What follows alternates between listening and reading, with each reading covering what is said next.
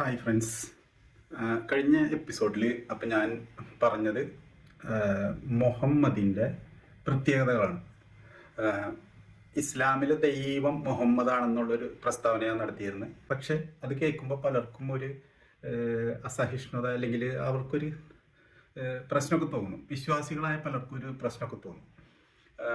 ചിലർ അതിൽ തന്നെ മിതവാദികളുണ്ടാവും. അവർ പറയണത് അത്ര ശരിയല്ല, ഇത് ഒരു ഇസ്ലാമികമായ പ്രമാണങ്ങളോട് യോജിച്ചു പോകുന്ന കാര്യമില്ല, അയാൾ എന്തൊക്കെയോ ജൽപ്പനങ്ങളാണ് നടത്തുന്നതെന്ന് പറയും.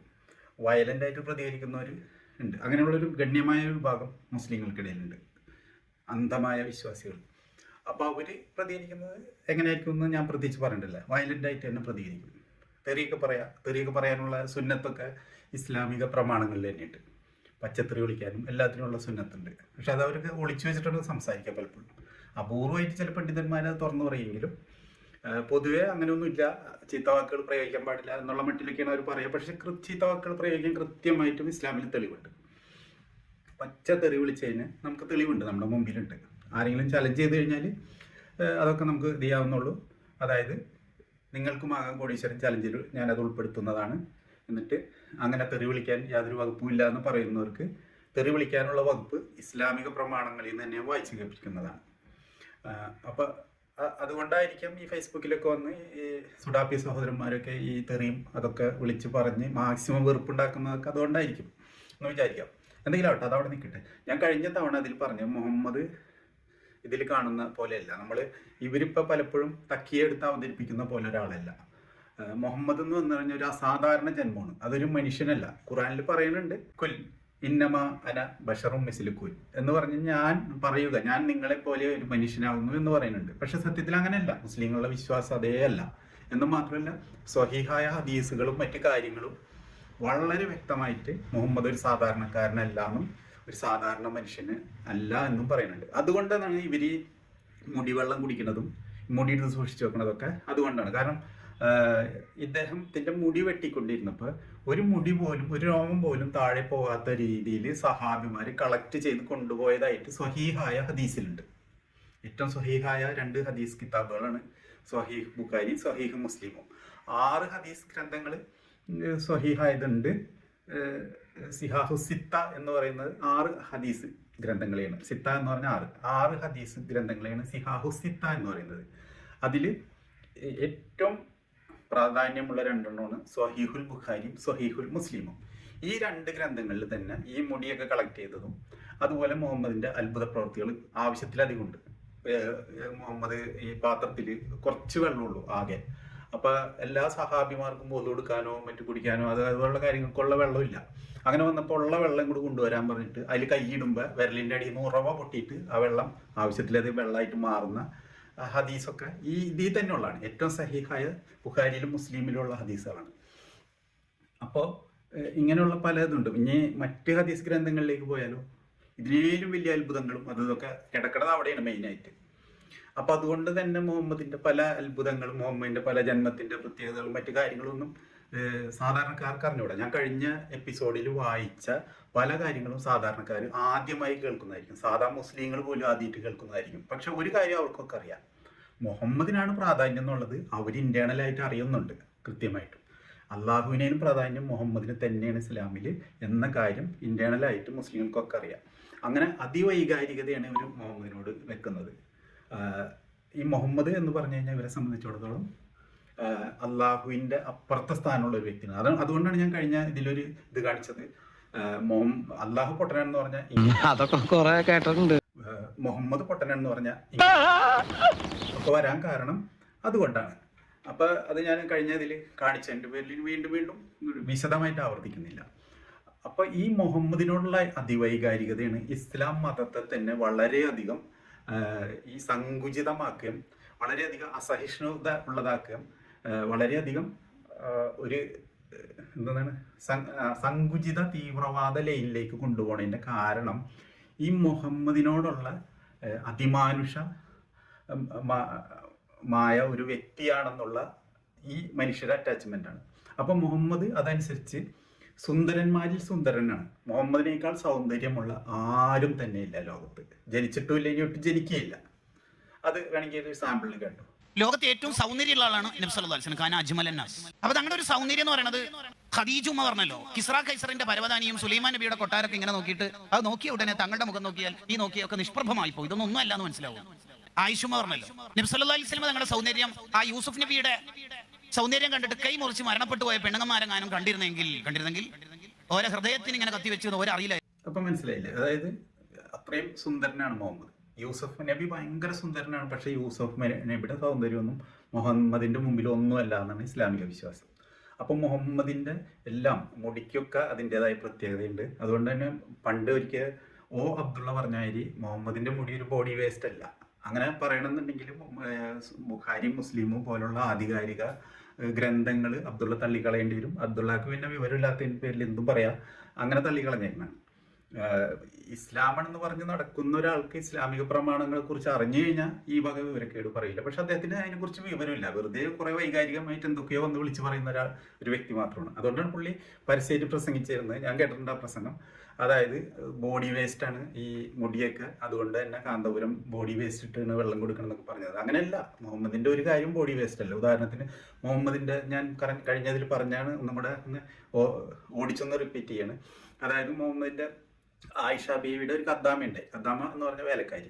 ഈ വേലക്കാരി മുഹമ്മദ് രാത്രിയിൽ മൂത്രം ഒഴിച്ച് വെച്ചിരുന്ന ഒരു പാത്രത്തിലാണ് മൂത്രം ഒഴിച്ച് വെച്ചത്. ആ മൂത്രം എടുത്തുങ്ങാണ്ട് കുടിച്ചപ്പോൾ അവരുടെ വയറുവേദന മാറി. പിറ്റേ ദിവസം ഇക്കാര്യം മുഹമ്മദിനോട് പറഞ്ഞപ്പോൾ വയറുവേദനയല്ല, നിങ്ങൾക്ക് നരകം തന്നെ നിഷിദ്ധമായി ആ മൂത്രം കുടിച്ചോടുകൂടി എന്നാണ് മുഹമ്മദ് പറഞ്ഞത്. അതുപോലെ മുഹമ്മദിന്റെ ചുറ്റും നിന്നിങ്ങാണ്ട് മുഹമ്മദിന്റെ മുടി വെട്ടുമ്പോൾ മുഹമ്മദിന്റെ മുടി വാരിക്കൊണ്ടുപോയ സഹാബിമാരെ ആരെയും തന്നെ മുഹമ്മദ് നിരുത്സാഹപ്പെടുത്തിയിട്ടില്ല. അത് മുഹമ്മദ് അംഗീകരിച്ചു കൊടുക്കുകയാണ് ചെയ്തത്. അപ്പം മുഹമ്മദ് സ്വയം കണ്ടിരുന്നത് എങ്ങനെയാണെന്നുള്ള കാര്യം വളരെ വ്യക്തമാണല്ലോ. അതുപോലെ തന്നെ മുഹമ്മദിന്റെ ഒരു സഹചാരിയായിരുന്ന ഒരു സഹാബിയാണ് അനസ് ബിൻ മാലിക്. താരതമ്യേന പ്രായം കുറഞ്ഞ ആളുകളിൽ ഒന്നാണ് ഈ അനസ് ബിൻ മാലിക്. ഈ അനസ് ബിൻ മാലിക് മുഹമ്മദിന്റെ അപ്പിയും മൂത്രവും കാണണമെന്ന് അതുള്ളത് അദ്ദേഹത്തിന്റെ ഒരു ജീവിതാഭിലാഷമായിരുന്നു. നമുക്കൊക്കെ ഒരുപക്ഷെ ഒന്ന് അമേരിക്ക കാണണമെന്ന് ആഗ്രഹം ഉണ്ടാവും, അല്ലെങ്കിൽ ഒന്ന് ഹിമാലയം കാണണമെന്ന് ആഗ്രഹം ഉണ്ടാവും. അങ്ങനെ എന്തെങ്കിലും നമുക്ക് ചിലപ്പോൾ ടൂറിസ്റ്റ് കുളു മണാലിയിൽ പോകണമെന്ന് ആഗ്രഹമുള്ളവരുണ്ടാവും. അങ്ങനെ പല പല നമ്മളുടെ ആഗ്രഹങ്ങൾ പല രീതിയിലായിരിക്കും നിൽക്കുക. പോട്ടെ, ചിലർക്ക് ഹജ്ജിന് പോകണമെന്ന് ആഗ്രഹം ഉണ്ടാവും. പക്ഷെ അനസ് ബിൻ മാലിക്കിന്റെ ആഗ്രഹം ഈ മുഹമ്മദിന്റെ അപ്പി മൂത്രം കാണുന്നതായിരുന്നു. പക്ഷെ അദ്ദേഹം അതിനു വേണ്ടി ഒരുപാട് പിന്നാലെ നടന്നിട്ട് നടന്നില്ല. അങ്ങനെ ഒരിക്കൽ മുഹമ്മദ് അപ്പിയിട്ട് വന്നിട്ട് അനസിനോട് വെള്ളം കൊണ്ടു കൊടുക്കാൻ പറഞ്ഞപ്പോൾ അനസിന് ലോട്ടറി അടിച്ച പോലെ അനസ് വെള്ളം കൊണ്ട് ഓടിച്ചെന്ന് കണ്ടിട്ട് ഈ അപ്പിയും മൂത്രവും കടന്നെടുത്ത് നോക്കിയപ്പോൾ അപ്പിയില്ല, മൂത്രവും ഇല്ല. കാരണം അത് ഭൂമി വിഴുങ്ങി. അങ്ങനെ അനസിൻ്റെ ഈ ജീവിതാഭിലാഷം നടക്കാതെ പോയി. മുഹമ്മദിന്റെ അപ്പിയും മൂത്രവും കാണുക എന്ന ജീവിതാഭിലാഷം അനസിന് നടന്നില്ല. അപ്പൊ ഇതൊക്കെ ഈ ഗ്രന്ഥങ്ങളിൽ രേഖപ്പെട്ട് കിടക്കുന്ന ഒരു കാര്യമാണ്. അപ്പൊ ഇത്തരത്തില് ഒരുപാട് കഥകളിലൂടെയാണ് മുഹമ്മദ് മുസ്ലിം മനസ്സുകളിൽ ജീവിക്കുന്നത്. ഞാനീ പറഞ്ഞതൊക്കെ അതേപടി അറിഞ്ഞുകൂടെങ്കിലും മുഹമ്മദ് ഒരു അൾട്ടിമേറ്റ് വാര്യരാണെന്നും ഒരു ഭയങ്കര സംഭവമാണെന്നും മുസ്ലിങ്ങൾക്ക് ഒരു പൊതുധാരണയുണ്ട്. അതുകൊണ്ടാണ് മുഹമ്മദിനെതിരെ എന്തെങ്കിലും അള്ളാഹുവിനെതിരെ പറഞ്ഞാലും അത്ര വൈകാരികത വരാതെ മുഹമ്മദിന് എതിരെ എന്തെങ്കിലും പറഞ്ഞെന്ന് തോന്നിക്കഴിഞ്ഞാൽ ഭയങ്കരമായിട്ട് പൊട്ടിത്തെറിക്കുന്നതും പക്ഷെ അതുമൂലം വേറൊരു പ്രശ്നം കൂടിയിട്ട് ഈ മുഹമ്മദിന് ഇന്ന് ലോകത്ത് ഏറ്റവും കൂടുതൽ ഏറി കയറ്റുന്നത് ഈ മുഹമ്മദിന്റെ ഈ അന്ധഭക്തരാണെന്നുള്ളതാണ് വസ്തുത. കാരണം ഈ മുഹമ്മദിന്റെ ആ വലിയ പ്രിൻസിപ്പിൾസ് ഒന്നും കാര്യമായിട്ട് നോക്കാതെ മറ്റ് ബൗദ്ധവിശ്വാസികളോ ആയ ആളുകളൊക്കെ ആയിട്ട് അത്യാവശ്യം സഹകരണത്തോടുകൂടി ജീവിച്ചു പോവുകയും അന്യോന്യം ഇപ്പോൾ ഓണാഘോഷത്തിൽ പങ്കെടുക്കുക, ക്രിസ്മസ് ആഘോഷത്തിലൊക്കെ പങ്കെടുക്കുക. അതേസമയം അതിൻ്റെ കഥകളിലൊന്നും വിശ്വസിച്ചില്ലെങ്കിലും സൗഹൃദത്തിൻ്റെ പേരിൽ അതിലൊക്കെ പങ്കെടുക്കുക, അല്ലെങ്കിൽ സൗഹാർദ്ദത്തിന് വേണ്ടി 50 രൂപ ക്ഷേത്രത്തിന് പിരിവ് കൊടുക്കുക. 50 എന്നല്ല, 500, 1000, ചിലപ്പോൾ 5000, 10000 കൊടുക്കുന്നവരുണ്ട്, 1 ലക്ഷം കൊടുക്കുന്നവരുണ്ട് സാമ്പത്തിക നില പോലെ. അപ്പം അങ്ങനെയൊക്കെ ജീവിക്കുന്ന ആളുകളെ സംബന്ധിച്ചിടത്തോളം അവർ മൂലം മുഹമ്മദ് ഒരിക്കലും അപമാനിക്കപ്പെടുന്നില്ല എന്നുള്ളതാണ്. പക്ഷെ ഈ അബ്ദുള്ള ബാസിലിനെ പോലെയും മുജാഹിദ് ബാലിശ്ശേരിനെ പോലെയുള്ള കോമാളികൾ മൂലം മുഹമ്മദ് സ്ഥിരം എയറിലാണ്. കാരണം മുഹമ്മദിന്റെ അടുത്ത അനുയായികൾ മൂലമാണ് മുഹമ്മദ് ഇന്ന് എയറിൽ പാഞ്ഞു നടക്കുന്നത്. ഈ എയറിൽ പാഞ്ഞു നടക്കുന്നത് വെറുതെ അല്ല, മറിച്ച് ആകെ ശരീരത്തിലാകെ ചെളിയും മലവും ഒക്കെ പുരണ്ടുകൊണ്ടാണ് പാറി നടക്കുന്നത്. ഇങ്ങനെ പാറി നടക്കാൻ കാരണമാകുന്നത് ഈ അബ്ദുള്ള ബാസിലും മുജാഹിദ് ബാലിശ്ശേരിനെ പോലുള്ള കടുത്ത മുഹമ്മദ് ഭക്തർ തന്നെയാണ്. അതാണ് എൻ്റെ ഏറ്റവും വലിയ ദുരന്തം എന്ന് പറയുന്നത്. എന്നെ ഏറ്റവും സ്നേഹിക്കുന്ന ഒരു മൂലം ഞാൻ എയറിലാവാന്ന് പറഞ്ഞു കഴിഞ്ഞാൽ അതിലും വലിയ ദുരന്തം എനിക്ക് വരാനില്ല. എൻ്റെ ശത്രുക്കൾ മൂലം എൻ്റെ പ്രതിയോഗികൾ അല്ലെങ്കിൽ അങ്ങനെയുള്ള ആരെങ്കിലുമൊക്കെ മൂലം ഞാൻ ഏറി പോവാന്ന് പറഞ്ഞു കഴിഞ്ഞാൽ അത് നമ്മൾ പ്രതീക്ഷിക്കുന്ന സ്വാഭാവികമായൊരു സംഭവമാണ്. പക്ഷെ എന്നെ ഏറ്റവും സ്നേഹിക്കുന്ന എൻ്റെ ഏറ്റവും വേണ്ടപ്പെട്ടവർ മൂലം ഞാൻ എയറിൽ പോകാന്ന് പറഞ്ഞു കഴിഞ്ഞാൽ അതിനേലും വലിയ ദുരന്തം എനിക്കായാലും ഈ ലോകത്ത് ആർക്കായാലും വരാനില്ല. പക്ഷെ അത് അനുഭവിക്കുന്ന ഒരേ ഒരു വ്യക്തി ആണ് 1400 വർഷം മുമ്പ് മരിച്ചുപോയ ഈ മുഹമ്മദ് എന്ന് പറയുന്ന ആൾ ദൈവം. അപ്പോൾ ഈ മുസ്ലിങ്ങളെ ഞാൻ പറഞ്ഞു കഴിഞ്ഞാൽ ഇത്രയും സങ്കുചിതരാക്കുന്നതും ഇത്രയും ഒരു തീവ്രവാദ എലമെന്റ് അവരിൽ വരുത്തുന്നതും മുഹമ്മദിനുള്ള പങ്ക് ആണ്. മുഹമ്മദിനാണ് അതിന്റെ പങ്ക്. കാരണം മുഹമ്മദ് ആണല്ലോ ഇതിലെ ഇവര് അള്ളാഹു എന്നൊക്കെ പറയുമെങ്കിലും ശരിക്കും മുഹമ്മദിന്റെ ഇഷ്ടാനിഷ്ടങ്ങളാണ് ഈ ഇസ്ലാമിന്റെ ധാർമ്മിക സംഹിതകളെ നിശ്ചയിക്കുന്നത്, അടയാളപ്പെടുത്തുന്നത്. എല്ലാ കാര്യത്തിനും ഇപ്പൊ മൈക്കിൾ എച്ച് ഹാർട്ട് പറഞ്ഞ പോലെ മുഹമ്മദിന്റെ അട്ടറൻസുകളാണ് ഈ ഇസ്ലാമിക ധർമ്മ തത്വശാസ്ത്രത്തിന്റെയൊക്കെ എല്ലാ അടിത്തറ എന്ന് പറയുന്നത്. അത് നിശ്ചയിച്ചേക്കുന്നത് മുഹമ്മദാണ്. മാതാപിതാക്കളെക്കാൾ അല്ലെങ്കിൽ മക്കളെക്കാൾ ഒക്കെ പ്രിയപ്പെട്ടത് ഞാനാകുന്നത് വരെ നിങ്ങളിൽ ഒരാൾ വിശ്വാസികളാവുകയില്ല എന്ന് മുഹമ്മദ് വളരെ വ്യക്തമായിട്ട് പറഞ്ഞു വെച്ചിട്ടുണ്ട്. സ്വഹീഹായ ഹദീസിലുള്ളതാണ്. അപ്പോൾ ഏറ്റവും സ്നേഹിക്കേണ്ട മുഹമ്മദിനെയാണ്. ആ മുഹമ്മദിന് വേണ്ടി സ്വന്തം വാപ്പാടെ തലവരെയും വെട്ടാന്നാണ് ഈ ഇസ്ലാമിക ധർമ്മശാസ്ത്രങ്ങളിലുള്ളത്. അതനുസരിച്ചിട്ടാണ് ഈ മദനി പരോളിൽ വന്നിട്ട് പ്രസംഗിച്ച കാര്യമാണ്. ആ ജോസഫ് മാഷ കൈവെട്ടിനെയൊക്കെ സംബന്ധിച്ചുള്ള റിലേറ്റഡ് ആയിട്ടുള്ള നടത്തിയ പ്രസംഗത്തിലാണ് പറഞ്ഞത്, ഇനി സ്വന്തം വാപ്പയായാലും ശരി, ന്യൂമാൻ കോളേജിലെ പ്രൊഫസറല്ല, സ്വന്തം പിതാക്കന്മാരായാലും ശരി എന്ന് പറഞ്ഞുകൊണ്ട് ഒരു ഹദീസിലുള്ള ഒരു കഥയൊക്കെ അല്ലെങ്കിൽ ഇസ്ലാമിക ചരിത്രത്തിലുള്ള ഒരു കഥയൊക്കെ പറഞ്ഞുകൊണ്ട് വാപ്പാടെ തല ഫുട്ബോൾ പോലെ പറന്നുപോയ കാര്യമൊക്കെ മദനി വിശദീകരിക്കുന്നുണ്ട്. അത്രയും ബ്ലൈൻഡ് ആയിട്ടുള്ളൊരു സ്ഥാനമാണ് ഈ 7-ാം നൂറ്റാണ്ടിൽ ജീവിച്ചിരുന്ന വിവരമോ വിദ്യാഭ്യാസമോ ഇല്ലാത്ത ഒരു അറബിക്ക്, ഒരു ദിവ്യൻ, സ്വയം പ്രഖ്യാപിത ദിവ്യനെ ഒരു കൊടുത്തേക്കുന്നത്. അപ്പൊ അതാണ് ഈ മതത്തെ ഇത്രയധികം സങ്കുചിതമാക്കുന്നത് എന്നുള്ള ഒരു വ്യക്തിയാണ്. പക്ഷെ ക്രിസ്തു മതത്തെ സംബന്ധിച്ചിടത്തോളം അല്ലെങ്കിൽ ഹിന്ദു മതത്തെ സംബന്ധിച്ചിടത്തോളം ഒന്നും അങ്ങനെ ഒരു വ്യക്തി പ്രാധാന്യം വരുന്നില്ല. അവിടെ ഒരു ഫിലോസഫിയാണ് അവിടെ മുന്നോട്ട് വെക്കുന്നത്. ഇസ്ലാമിനെ സംബന്ധിച്ചിടത്തോളം അവിടെ ഒരു ഫിലോസഫി അല്ല, അത് ഒരു വ്യക്തിനെ ചുറ്റിപ്പറ്റിയുള്ള ഒരു കൾട്ടാണ്. ഒരു വ്യക്തിയുടെ ഇഷ്ടാനിഷ്ടങ്ങൾ ധർമ്മവും അധർമ്മവും ഒക്കെ ആയി മാറുന്ന ഒരു വ്യക്തിനെ ചുറ്റിപ്പറ്റിയുള്ള ഒരു കൾട്ടാണ്. അതുകൊണ്ടാണ് അത് ഇത്രയും സങ്കുചിതമാകുന്നത്, ഇത്രയധികം ഒരു തീവ്രവാദ എലമെന്റ് അതിൽ വരുന്നതും. ഇങ്ങനെ ഇത്രയധികം ഫേസ്ബുക്കിലൊക്കെ വന്നിട്ടും അല്ലെങ്കിൽ സോഷ്യൽ മീഡിയയിൽ വന്നിട്ടും മറ്റുള്ളവരെ വെറുപ്പിക്കുക, മറ്റുള്ളവരെ ചീത്ത പറയുക, മറ്റുള്ളവരെ തട്ടോടിക്കുക, ഈ LGBT കമ്മ്യൂണിറ്റിനെയൊക്കെ അടപടലം തെറി വിളിക്കുക, ഇങ്ങനെയുള്ള കാര്യങ്ങളിൽ നിന്ന് ഒരു വിട്ടു നിന്നാൽ തന്നെ, വിത്ഡ്രോ ചെയ്താൽ തന്നെ, ഞാൻ കഴിഞ്ഞ ഒരു ഇതിൽ പറഞ്ഞ മാതിരി ഒരുപാട് ഇസ്ലാമോഫോബിക് ആയിട്ടുള്ള അല്ലെങ്കിൽ മുസ്ലിങ്ങളോട് ഭയം ഉണ്ടാക്കുന്ന, ഇസ്ലാമിക് ഫിയർ ഉണ്ടാക്കുന്ന കാര്യങ്ങൾ ഒരുപാട് കുറഞ്ഞു കിട്ടും. ഒരുപാട് മുസ്ലിങ്ങൾക്ക് ഒരു ചീത്തപ്പേരിൽ നിന്ന് ഒരു കുറവ് കിട്ടും. പക്ഷെ ഈ ഒരു വൈകാരികത, ഈ മുഹമ്മദിനോടുള്ള വൈകാരികത വെച്ചിട്ട്, അതായത് മുഹമ്മദിൽ വിശ്വസിക്കാത്തവരൊക്കെ പിഴച്ചവരാണ്. മുഹമ്മദിൽ വിശ്വസിക്കാത്തവരൊന്നും സത്യപാതയിലല്ല ഉള്ളത്, അവർ പിഴച്ച പാതയിലാണ് ഉള്ളത്. അവർ നരകത്തിന്റെ വാഗ്ദാനങ്ങളാണ്, അവർ പോണത് നരകത്തിലേക്കാണ്. അവരിന്നില്ലെങ്കിൽ നാളെ മുഹമ്മദിൽ വിശ്വസിച്ചാൽ മാത്രമേ അവർക്ക് ഇനി ഒരു സ്വർഗോ അല്ലെങ്കിൽ അവരെ പരലോക മോക്ഷോ പരലോക വിജയം ഉണ്ടാവുള്ളൂ. ഇതൊക്കെയാണ് മുസ്ലിങ്ങളുടെ അടിസ്ഥാനപരമായ കാഴ്ചപ്പാട്. അതായത് ഒരു വ്യക്തിയെ ചുറ്റിപ്പറ്റിയാണ് അതിൻ്റെ എല്ലാ ധർമ്മസംഹിതകളും അതിൻ്റെ എല്ലാ കാര്യങ്ങളും കിടക്കുന്നത്. അപ്പൊ കഴിഞ്ഞ വീഡിയോയിൽ ഞാൻ മുഹമ്മദിന്റെ ജനനം സംബന്ധിച്ച അത്ഭുതങ്ങളും കുറെ കാര്യങ്ങളാണ് ഷൂട്ട് ചെയ്തത്. അത് ഷൂട്ട് ചെയ്തപ്പോൾ ഏതാണ്ട് 1.5 മണിക്കൂറിന്റെ അടുത്ത് ഞാൻ ചെയ്തിട്ടുണ്ടായി.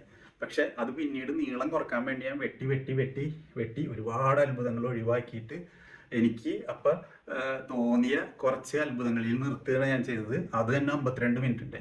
അതുകൊണ്ട് തന്നെ എനിക്ക് കുറെ കാര്യങ്ങൾ പിന്നീട് അതിൽ പറയാൻ പറ്റിയില്ല. പിന്നെ പറഞ്ഞു കഴിഞ്ഞാൽ പിന്നെ ലെങ്ത് കൂടുന്നതായിരുന്നു. അത് ലെങ്ത് കൂടുന്ന ബോറിംഗ് ആവുന്നുള്ളതിന്റെ പേരിൽ ഞാൻ അവിടെ വെച്ച് നിർത്തുകയാണ് ചെയ്തത്. അതുകൊണ്ടാണ് ഇങ്ങനെ രണ്ടാമതൊരു വീഡിയോ എനിക്ക് ചെയ്യേണ്ടി വരുന്നത്, ഇപ്പൊ ഞാനിത് പറയുന്നത്. അപ്പൊ ഇതൊക്കെയാണ് മുഹമ്മദിന്റെ കഥകൾ. ഇതാണ് ഇസ്ലാമിനെ ഇങ്ങനെ സങ്കുചിതമാക്കുന്നതും ഇത്രയധികം തീവ്രവാദ എലമെന്റിലേക്ക് അതിനെ കൊണ്ട് എത്തിക്കുന്നതും. പിന്നെ മുഹമ്മദ് നടക്കുമ്പോൾ ഭൂമി ചുരുങ്ങും, അതുപോലുള്ള ഒരുപാട് ഇതുണ്ട്. മരങ്ങളും അതൊക്കെ സലാം പറയുന്നത്, അതൊക്കെ കുറേയൊക്കെ ഞാൻ കഴിഞ്ഞതിൽ പറഞ്ഞു പോയി. അപ്പൊ അങ്ങനെ തികച്ചും അസാധാരണ ഒരു സാധാ മനുഷ്യനെ അല്ല, അസാധാരണനായ ഒരു മനുഷ്യനാണ് എന്ന് മാത്രമല്ല, മുഹമ്മദിന്റെ ജന്മം പോലും അള്ളാഹു ഒരു ഞാൻ പറഞ്ഞു സൂര്യൻ ഉണ്ടാവുന്നതിനും ഭൂമിയും സൂര്യനും ഒക്കെ ഉണ്ടാവുന്നതിനും സൗരയൂഥം ഉണ്ടാവുന്നതിനും മുമ്പ് മുഹമ്മദിനെ ആൾറെഡി ക്രിയേറ്റ് ചെയ്തിട്ടുണ്ട്. തത്വത്തിൽ മുഹമ്മദിനെ ക്രിയേറ്റ് ചെയ്ത് വെച്ചിട്ടുണ്ട്. പിന്നീട് അതിന് മനുഷ്യരൂപം കൊടുത്തത് ആദമിലൂടെ ആദം സന്തതികളിലൂടെ ആമിന വഴിക്കും അബ്ദുള്ള വഴിക്കുമാണെന്ന് മാത്രമേ ഉള്ളൂ. ആദം തത്വത്തിൽ മുഹമ്മദിന്റെ മകനും പ്രയോഗത്തിൽ ആദത്തിന്റെ മകനുമാണ് മുഹമ്മദ്. ഇതൊക്കെ ഞാൻ കഴിഞ്ഞ എപ്പിസോഡിൽ തന്നെ പറഞ്ഞ കാര്യമാണ്. അപ്പൊ ഇത്തരം കാര്യങ്ങളാണ് ഇതിനെ മുന്നോട്ട് കൊണ്ടുപോകുന്നത്. ഇനി അള്ളാഹും മലക്കുകളും മുഹമ്മദിന് വേണ്ടി സലാത്തും സലാമും ചൊല്ലുന്നുണ്ട്.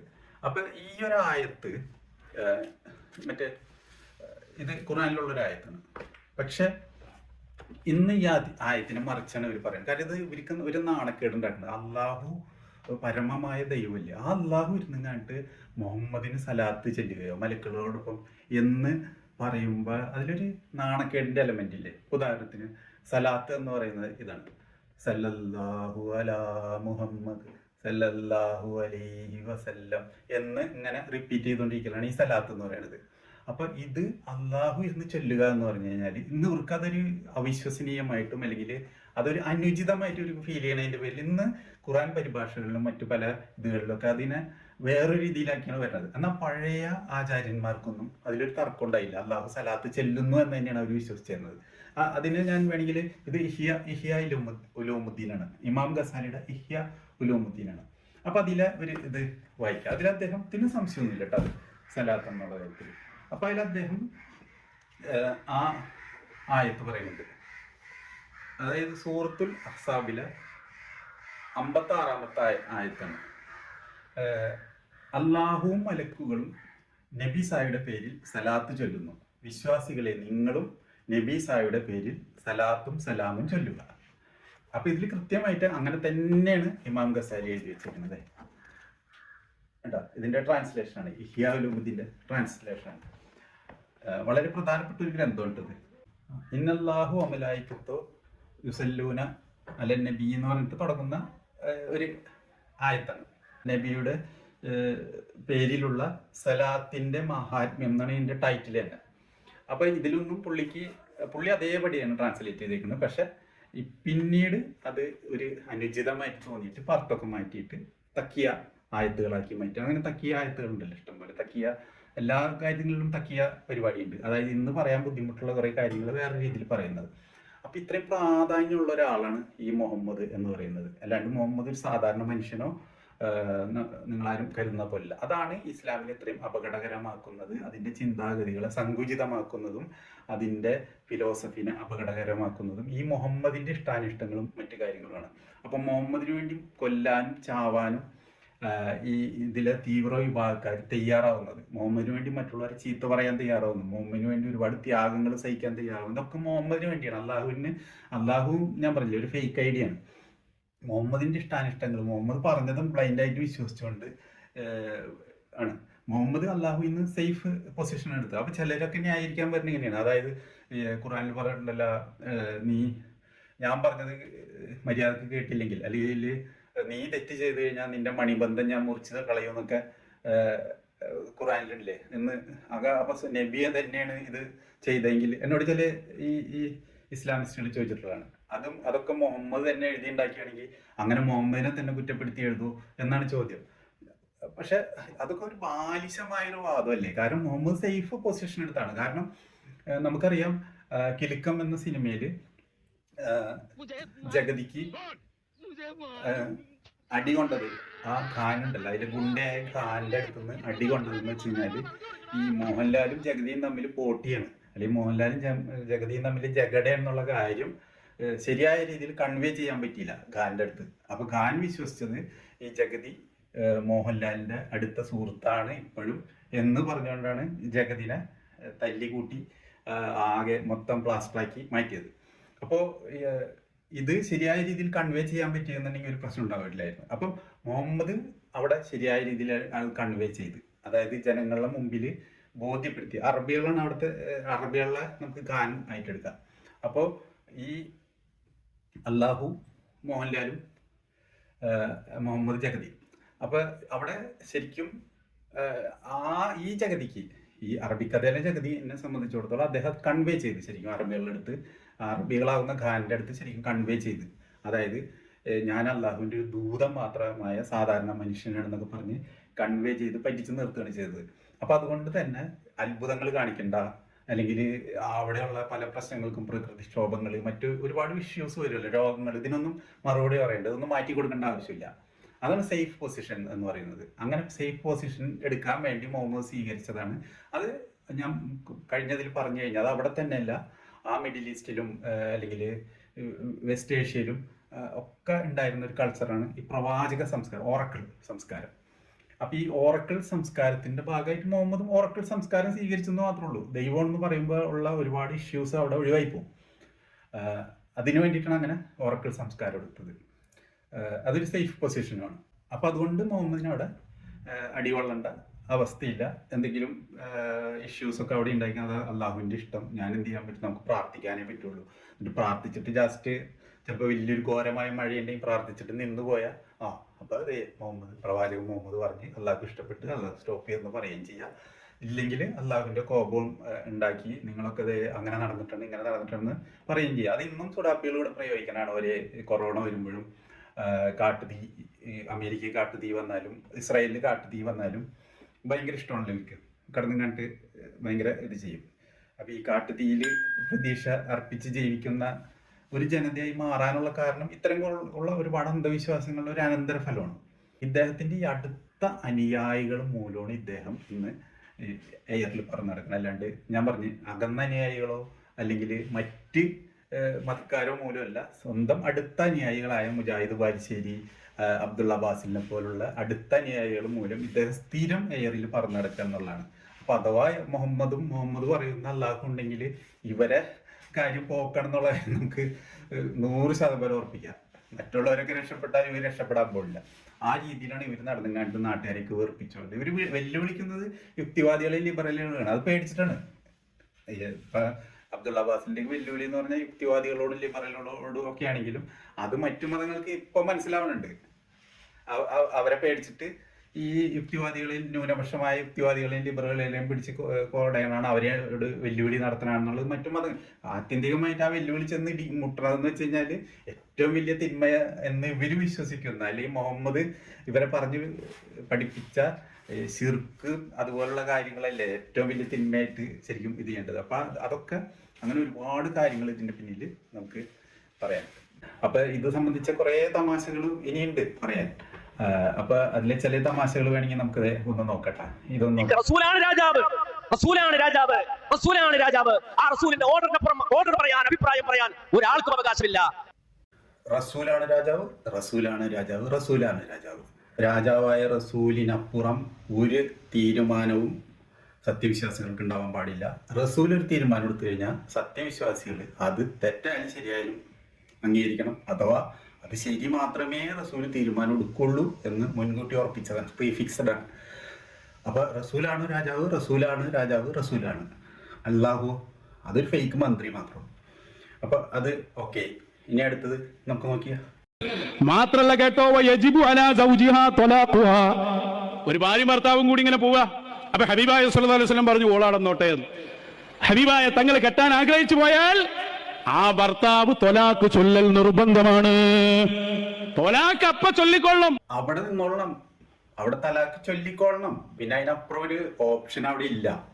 ഇപ്പൊ ഒരു ഉദാഹരണം പറഞ്ഞു കഴിഞ്ഞാൽ, ഇപ്പൊ ഒരു ഡോക്ടർ നസറുള്ള ബാസിൽ എന്ന് പറഞ്ഞിട്ട് ഒരാളും അയാളുടെ ഭാര്യ, സുന്ദരിയായ ഭാര്യയും കൂടി ഇങ്ങനെ നടന്നു പോകും. അപ്പൊ റസൂലിന്റെ ഇങ്ങനെ കണ്ണിപ്പെട്ട് അപ്പൊ പറയും ഓളോടെ കട്ടെ ഇജ്ജ് പൊക്കോ, ഈ നസറുള്ള ബാസിലിനോട് ഇജ്ജ് എൻ്റെ പോലെ പൊക്കോ, ഓളവിടെ നോട്ടെ എന്ന് പറഞ്ഞു കഴിഞ്ഞാല് ഈ നസറുള്ള ബാസിൽ, ഡോക്ടർ നസറുള്ള ബാസിൽ ഉടൻ 3 തലാക്കും ചൊല്ലി പൊയ്ക്കൊള്ളണം. അഥവാ പോയില്ലെങ്കിൽ എന്ത് സംഭവിക്കും? പോയില്ലെങ്കിൽ പിന്നെ സംഭവിക്കുന്നത് ഞാൻ പറയാം. അതായത് ഈ അബൂബക്കർ ഉണ്ട്, ഉമർ ഉണ്ട്, ഉസ്മാൻ ഉണ്ട്, അലി ഉണ്ട്, അങ്ങനത്തെ ടീമുകളൊക്കെ ഉണ്ടല്ലോ, അവരിൽ ആരെങ്കിലുമൊക്കെ ഉണ്ടാവുമല്ലോ കൂടെ. അപ്പൊ അവരുണ്ടായി കഴിഞ്ഞാൽ ഇങ്ങനെയാണ് ഏകദേശം നമുക്ക് പറയാം. മുണ്ടക്കൽ ശേഖരൻ, കീരിക്കാടൻ ജോസ്, കൊട്ട മധു, ഇതുപോലുള്ള ഒരു കൂടി ഉണ്ടായി ഇങ്ങനെ ഉണ്ടാവും. അതാണ് ഉണ്ടാവുക. അതായത് നസറുള്ള ബാസിൽ തലാക്ക് ചെല്ലാണ്ട് വീണ്ടും അവിടെ തന്നെ നിൽക്കാനാണ് ഭാവമെങ്കിൽ, എല്ലാവരും എനിക്ക് പ്രിയപ്പെട്ട ഭാര്യയെന്നും പറഞ്ഞിട്ടുള്ള ഭാവത്തിൽ അവിടെ നിൽക്കാനാണ് ഭാവമെങ്കിൽ, ഈ കൊട്ട മധുവും ഈ മുണ്ടക്കൽ ശേഖരനും ഈ കീരിക്കാടൻ ജോസും ഒക്കെ ഒന്ന് അവിടെ പെരുമാറും. പാളൊക്കെ എടുത്തിട്ട് ചെറുതായിട്ടൊന്നങ്ങോട്ട് പെരുമാറും. പിന്നെ ഈ നസറുള്ള ബാസിൽ, അതായത് ഡോക്ടർ നസറുള്ള ബാസിലിന്റെ രൂപം പിന്നെ നമ്മുടെ ബിരിയാണിക്ക് ബീഫ് നുറുക്കിയ പോലെയാവും. ഓക്കെ, അപ്പൊ ഏകദേശം കാര്യങ്ങൾ പിടിയിട്ടില്ലേ? ഇതൊക്കെ നിങ്ങൾക്ക് വ്യക്തമായിട്ട് മനസ്സിലാക്കാൻ ഉദാഹരണ സഹിതം വിശദീകരിക്കണമാണ് ഞാൻ കേട്ടോ. അപ്പൊ നിങ്ങൾ എന്നോട് നന്ദി പറയണം ശരിക്കും, കാരണം ഈ രീതിയിൽ നിങ്ങൾ ഇതിനു മുമ്പ് കേട്ടിട്ടുണ്ടാവാൻ സാധ്യതയില്ല. ഓക്കെ, സംഭവത്തിന്റെ കുടികിടപ്പ് എന്താണെന്ന് മനസ്സിലായില്ലേ, അല്ലെങ്കിൽ സംഭവത്തിന്റെ കിടപ്പ് എന്താണെന്ന് മനസ്സിലായില്ലേ? അപ്പൊ ഇതാണ് മുഹമ്മദിന്റെ ഏകദേശം പിക്ചർ, മുസ്ലിങ്ങളുടെ ഇടയിലുള്ള ഒരു പിക്ചറാണ് ഞാൻ വരച്ച് കാണിച്ചത്. എന്തുകൊണ്ടാണ് മുഹമ്മദിന്റെ പേരിൽ ഇത്രയധികം വയലന്റ് ആവുന്നു, ഇത്രയധികം നാട്ടുകാരെ തെറി വിളിക്കുന്നു, ഇത്രയധികം നാട്ടുകാരെ ആക്ഷേപിക്കുന്നു, ഇത്രയധികം ഒരു സ്പെഷ്യൽ പ്രിവിലേജിന് വേണ്ടി കടന്ന് പിടയ്ക്കുന്നു, ഇത്രയധികം വൈകാരിക വിക്ഷോഭം കാണിക്കുന്നു മുഹമ്മദിന് വേണ്ടി, ലോകം മുഴുവൻ ഇത്രയധികം ലോകത്തിനെ മുഴുവൻ വെറുപ്പിക്കുന്നു എന്നുള്ളതിന്റെ എക്സാമ്പിൾസിന്റെ ഒരു ചെറിയ സാമ്പിൾസ് ആണ് ഞാൻ കാണിച്ചത്. ഇതൊക്കെ കൊച്ചു കൊച്ചു സാമ്പിൾസ് ആണ്. ഇനി ഇതിനേലും ഭീകരമായ സംഭവങ്ങൾ നമ്മൾ ഇന്റർനാഷണൽ ലെവലിലായാലും നാഷണൽ ലെവലിലായാലും പലതും നമ്മൾക്കുണ്ട്. പക്ഷെ അത്രയ്ക്ക് അങ്ങോട്ട് പോയി കഴിഞ്ഞാൽ ഈ വീഡിയോ പിന്നെയും വലുതായി ഇങ്ങനെ അങ്ങോട്ട് പോകണതിന്റെ പേരിൽ ഞാൻ അതിലേക്കൊന്നും പോകാണ്ടിരിക്കുകയാണ് കേട്ടോ. കഴിഞ്ഞ എപ്പിസോഡിൽ ഞാൻ പറയാൻ ഒരുപാട്, ഞാൻ പറഞ്ഞല്ലോ, ഏതാണ്ട് 1.5 മണിക്കൂറിൻ്റെ അടുത്ത് റെക്കോർഡ് ചെയ്തിട്ട് ഒരുപാട് അത്ഭുതങ്ങൾ ഒഴിവാക്കി, വെട്ടിക്കൂട്ടി ചെറുതാക്കി, അത് നീളം കുറക്കാൻ വേണ്ടിയാണ്. അപ്പോൾ ഒരുപാട് മിസ്സായി പോയി. പക്ഷെ അത് എന്ന് മാത്രമല്ല, എനിക്ക് ഈ പറയുന്ന കുറേ കാര്യങ്ങൾ പറയാനും പറ്റിയില്ല. കാരണം അത് നീളം പിന്നെ ഇങ്ങനെ കൂടുന്നു, അതിൻ്റെ പേരിൽ അങ്ങനെ വെട്ടി ചെറുതാക്കി. അതുകൊണ്ടാണ് ഞാൻ ഇങ്ങനെ ഒരു എപ്പിസോഡ് ഇപ്പം ചെയ്യേണ്ടി വന്നത്. അപ്പോൾ ഇതിൽ അത്തരം കുറച്ച്, പക്ഷെ അത്ഭുതങ്ങൾ ഞാൻ എടുക്കണില്ല. കാരണം വലിയ വലിയ അത്ഭുതങ്ങൾ ആദ്യം പറഞ്ഞു പോയി, അത് അതിനോടൊപ്പം തന്നെ പറഞ്ഞാലേ അതിൻ്റെ ആ പഞ്ച് കിട്ടുള്ളൂ. അപ്പോൾ അതുകൊണ്ട് ഞാൻ വെട്ടിക്കളഞ്ഞ കുറേ അത്ഭുതങ്ങൾ ഞാൻ ഒഴിവാക്കുകയാണ്. എന്നിട്ട് കുറച്ച് കാര്യങ്ങൾ പറഞ്ഞതോടുകൂടി ഈ എപ്പിസോഡ് അവസാനിപ്പിക്കാം. ഈ മുഹമ്മദ് എന്താണെന്നും ഇസ്ലാമിലും മുഹമ്മദ് എന്താണെന്നും അള്ളാഹു എന്താണെന്നും മുഹമ്മദിന്റെ പ്രാധാന്യം എന്താണെന്നും വിശദമാക്കാനാണ് ഈ 2 എപ്പിസോഡ് ഞാൻ ഉപയോഗിച്ചുകൊണ്ടിരിക്കുന്നത്. അപ്പൊ ഇതിൽ ഈ റിദ്ദത്ത് കാരണങ്ങൾ പരിഹാരങ്ങൾ എന്ന് പറഞ്ഞിട്ടൊരു പുസ്തകമുണ്ട്, ഇസ്ലാമിക പുസ്തകമാണ്. അപ്പൊ അതില് റിദ്ദത്ത് എന്ന് പറഞ്ഞാൽ മതഭ്രഷ്ട് ആണ് ഉദ്ദേശിച്ചത്. അതായത് ഇസ്ലാം മതത്തിൽ നിന്ന് ഭ്രഷ്ടാവാനുള്ള, ഇസ്ലാം മതത്തിൽ നിന്ന് മതഭ്രഷ്ട് അല്ലെങ്കിൽ കുഫർ വരാൻ എന്നുള്ള കാരണം എന്ന് പറഞ്ഞു കഴിഞ്ഞാൽ അതാണ് ഇസ്ലാമിലെ ഏറ്റവും വലിയ തിന്മ എന്ന് പറഞ്ഞു കഴിഞ്ഞാൽ കുഫറും ശിർക്കുമാണ്. അതായത് മതഭ്രഷ്ട് വന്നാൽ കാഫറായി. അപ്പൊ ഈ കുഫറും ശിർക്കുമാണ് ഏറ്റവും വലിയ തിന്മ. ബാക്കി എല്ലാ തിന്മകളും എത്ര ഭീകര തിന്മയായിക്കോട്ടെ അതിന് താഴെയുള്ളതാണ്, മാപ്പ് കിട്ടാൻ സാധ്യത ഉള്ളതാണ്. എന്നാൽ ഈ കുഫറും ശിർക്കും ആ അവസ്ഥയിൽ മരിച്ചു പോയി കഴിഞ്ഞാൽ മാപ്പ് നിങ്ങൾ പ്രതീക്ഷിക്കുക വേണ്ട, നിങ്ങൾ തീർന്നു. പിന്നെ നരകത്തിലെ ശാശ്വതവാസിയാണ് നിങ്ങൾ എല്ലാ കാലത്തും. കൊടും പീഡനങ്ങൾ അനുഭവിച്ച് അനന്തകാലം പിന്നെ നിങ്ങൾ അവിടെ ജീവിച്ച് ഇൻഫിനിറ്റീവ് ലൈഫ് അത്രയും വിചാരിച്ചാൽ മതി കേട്ടോ.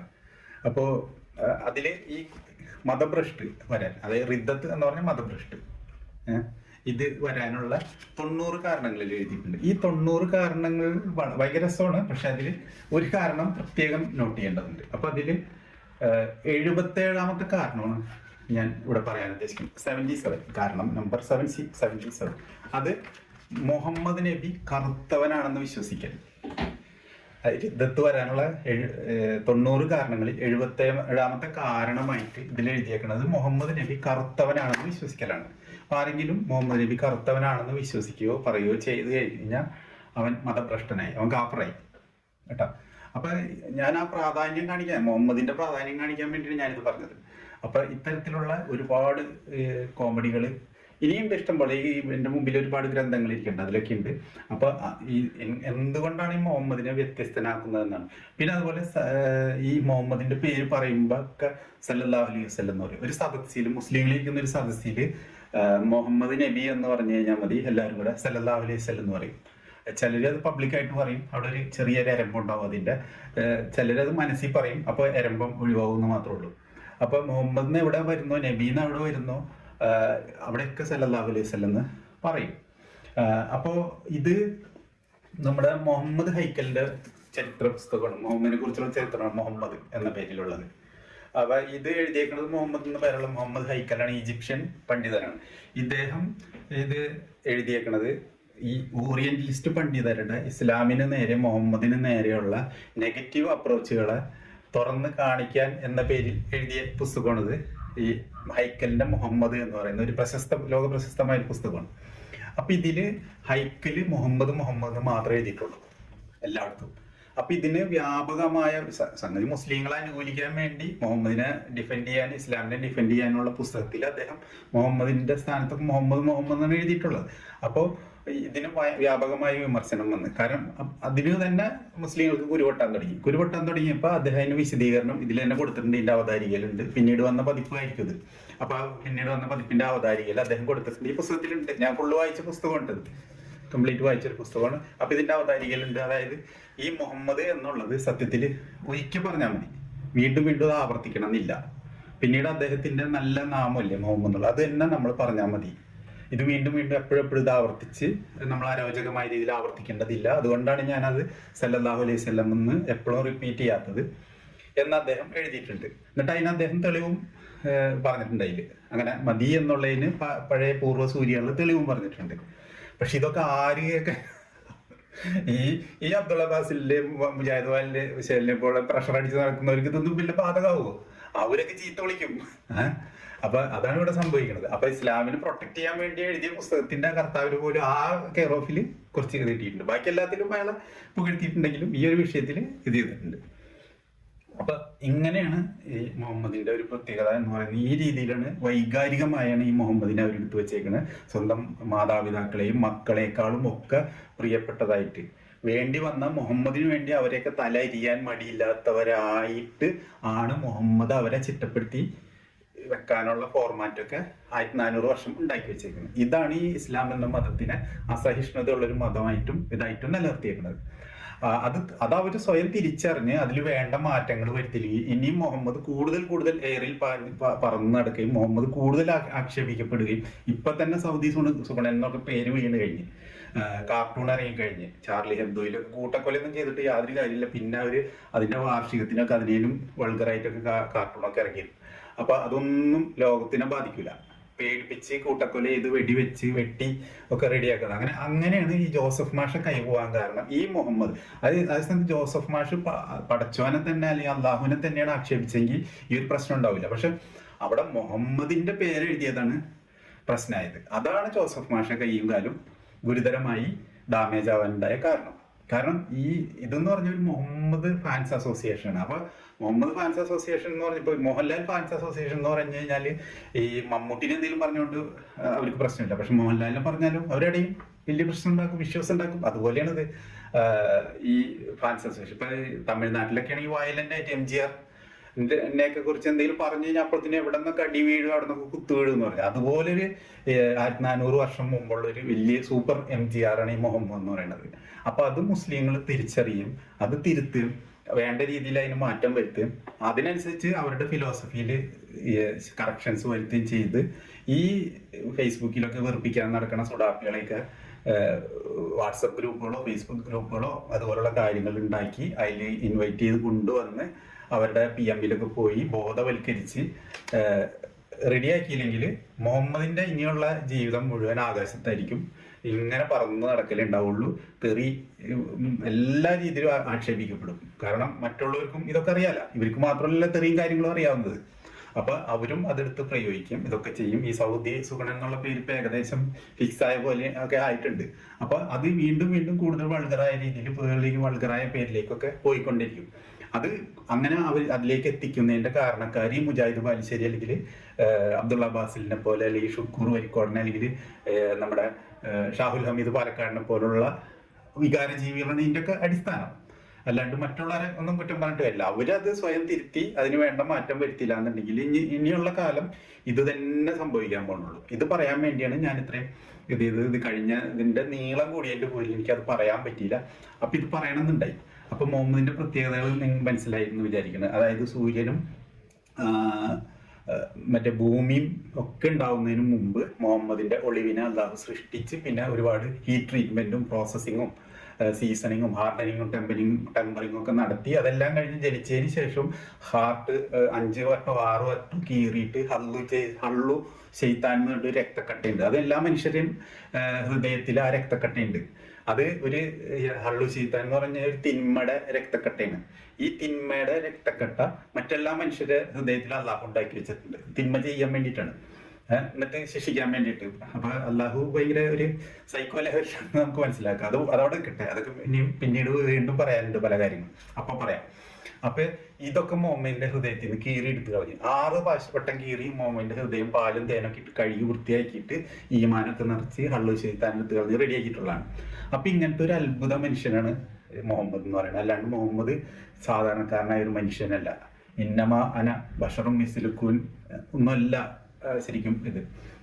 കാരണം അത് വ്യത്യസ്തമായ ഇസ്ലാമിക ഗ്രന്ഥങ്ങളിൽ ഇത്തരം കഥകളുണ്ട്. അല്ലാണ്ട് നമ്മളെന്തെങ്കിലും പുറത്തുനിന്ന് എടുത്തുണ്ടായിരുന്നല്ല. അങ്ങനെ പുറത്തുനിന്ന് എടുത്തുണ്ടായിരുന്നാണെന്ന് ഇവർ തെളിയിച്ചു കഴിഞ്ഞാൽ, ഞാൻ പറഞ്ഞല്ലോ, നിങ്ങൾക്കും ആകാം കോടീശ്വരൻ, 1 കോടി രൂപ സമ്മാനം. ഞാൻ ഈ പറഞ്ഞതൊന്നും ഇസ്ലാമിക ഗ്രന്ഥങ്ങളിൽ ഇല്ലാത്ത കാര്യങ്ങളാണെന്ന് തെളിയിച്ചാൽ മാത്രം മതി. അപ്പൊ അത് വീണ്ടും ഞാൻ ഇവിടെ റിപ്പീറ്റ് ചെയ്യണം. ആ ചലഞ്ച് 1 crore ചലഞ്ച്, നിങ്ങൾക്കും ആകാം കോടീശ്വരൻ ചലഞ്ച് ഞാൻ വീണ്ടും റിപ്പീറ്റ് ചെയ്യണം. അപ്പൊ ഇതാണ് അവസ്ഥ. അപ്പൊ ഇത് മുസ്ലിങ്ങൾ സ്വയം മനസ്സിലാക്കി ഇതിന് വേണ്ട കറക്ഷൻസ് വരുത്തും വേറൊരു രീതിയിൽ കാര്യങ്ങളെ മാറ്റിമറിക്കുകയും ചെയ്തില്ലെങ്കിൽ ഇനി വരാനിരിക്കുന്ന കാലത്ത് കൂടുതൽ നിങ്ങളുടെ ആരാധനാപാത്രമായ നിങ്ങളുടെ ദൈവമായ മുഹമ്മദിന് കൂടുതൽ ഡാമേജ് പറ്റും, കൂടുതൽ ചീത്തപ്പേര് വരും, അദ്ദേഹം കൂടുതൽ ആകാശത്ത് പറന്നു നടക്കുന്ന അവസ്ഥ ഉണ്ടാവുമെന്ന് ഞാൻ മുസ്ലിം സമൂഹത്തെ ഓർമ്മിപ്പിക്കുകയാണ്. നിങ്ങളിലെ മിതവാദികൾ തീവ്രവാദികളെ പറഞ്ഞ് മനസ്സിലാക്കുക, തീവ്രവാദികൾ സ്വയം പിടിക്കുന്നടങ്ങുക, അവരുടെ സമീപനങ്ങളിലൊക്കെ കുറെ മാറ്റം വരുത്താം. ഇതൊക്കെയാണ് എനിക്ക് ഉപദേശിക്കാനുള്ളത്. ഉപദേശം ആർക്കും ഇഷ്ടപ്പെട്ടില്ല എന്നുള്ളതൊന്നും എന്നെ ബാധിക്കുന്ന ഒരു വിഷയമല്ല. നിങ്ങൾക്ക് ഇഷ്ടപ്പെടുന്നോ ഇല്ലയെന്ന് നോക്കിയിട്ടല്ല ഇതിലൊന്നും പറയാനുള്ളത്. ഇതൊക്കെ നമ്മൾ സാമൂഹ്യ യാഥാർത്ഥ്യമായിട്ട് കാണുന്ന കാര്യങ്ങൾ പറഞ്ഞ് ഉള്ള ഉപദേശമാണ്. വേണമെങ്കിൽ എടുത്താൽ മതി, എനിക്ക് വേണ്ടിയിട്ട് നിങ്ങൾ ആരും എടുക്കണ്ട, നിങ്ങൾക്ക് വേണ്ടി വേണമെങ്കിൽ എടുത്താൽ മതി. അപ്പൊ ഇതാണ് ഈ എപ്പിസോഡിൽ എനിക്ക് പറയാനുള്ളത്. ഇത് കഴിഞ്ഞ എപ്പിസോഡിൽ പറയാൻ പറ്റാത്തതുകൊണ്ടാണ് ഒരു എപ്പിസോഡായിട്ട് സെപ്പറേറ്റ് ഇവിടെ ഞാൻ വെച്ച് ഇപ്പൊ ഇതായിരുന്നത്. തമാശകളുടെ ഇതൊന്നും പറഞ്ഞാൽ തീരൂല. പിന്നെ ഈ എപ്പിസോഡ് ഇവിടെ വൈൻഡപ്പ് ചെയ്യാണ്. എന്തായാലും നല്ല കുറച്ച് ഉപദേശങ്ങളൊക്കെ ഞാൻ തന്നിട്ടുണ്ട്. അപ്പൊ ഈ എപ്പിസോഡിൽ ഇത്രയും പറയാനുള്ളത്. ഇത് കഴിഞ്ഞ എപ്പിസോഡിന്റെ എനിക്ക് പറയാൻ പറ്റാത്ത കാര്യങ്ങൾ ഉൾപ്പെടുത്തിക്കൊണ്ട് കുറച്ച് കാര്യങ്ങൾ പറയാൻ വേണ്ടി മാത്രം ഉണ്ടാക്കിയതാണ്. അപ്പൊ ഈ എപ്പിസോഡ് ഇവിടെ അവസാനിപ്പിക്കുകയാണ്. ഇനി അടുത്ത എപ്പിസോഡിൽ വേറൊരു വെറൈറ്റി വിഷയവുമായി വീണ്ടും കാണുന്നത് വരെ നമസ്കാരം, ഗുഡ് ബൈ.